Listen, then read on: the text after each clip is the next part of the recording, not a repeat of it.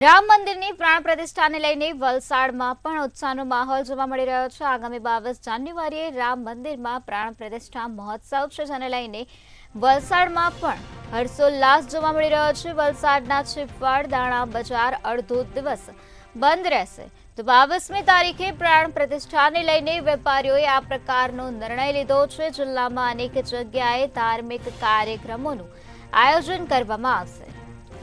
તો આગામી 22 તારીખના દિવસે અયોધ્યામાં રામ મંદિરમાં પ્રાણ પ્રતિષ્ઠાનો મહોત્સવ છે, જેને લઈને વલસાડમાં પણ ઉત્સાહનો માહોલ જોવા મળી રહ્યો છે। વલસાડના છીપવાડ દાણા બજારને અડધા દિવસ માટે બંધ રાખવામાં આવશે।